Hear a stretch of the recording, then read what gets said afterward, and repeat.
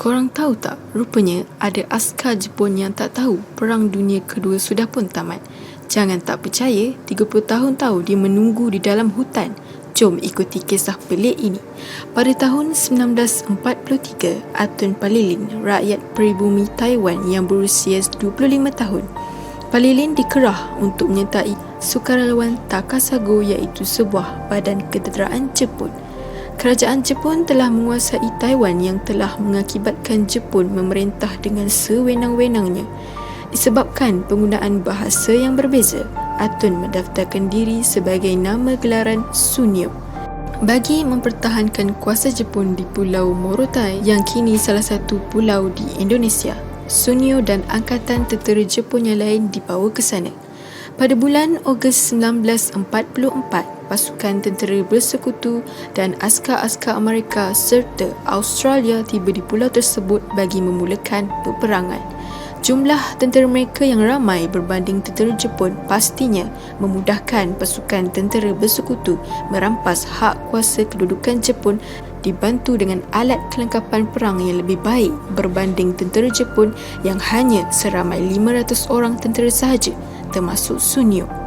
Sunyo dan ahli tentera Jepun yang lain melarikan diri daripada medan tempuran selepas berlangsung selama 2 minggu.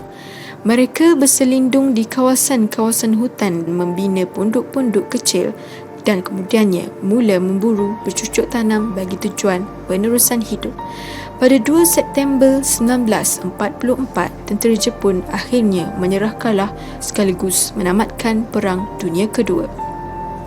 Rekod-rekod petugas yang terlibat dalam pertempuran tersebut disemak semula.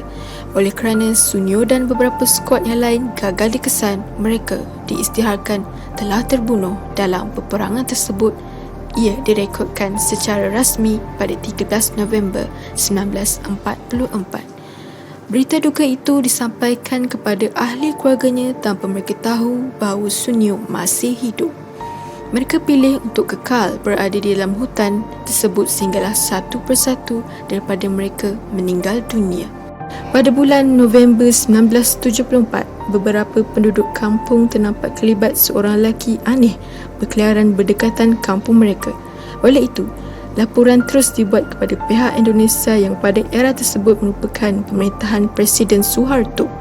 Wakil kedutaan Jepun terus hadir ke lokasi dan Sunyo dibawa ke Jakarta untuk diperiksa tahap kesihatan beliau. Dengan kesepakatan kerajaan Indonesia, Jepun dan Taiwan, Sunyo ditawarkan pampasannya akan dibayar oleh Jepun untuk diberi perlindungan.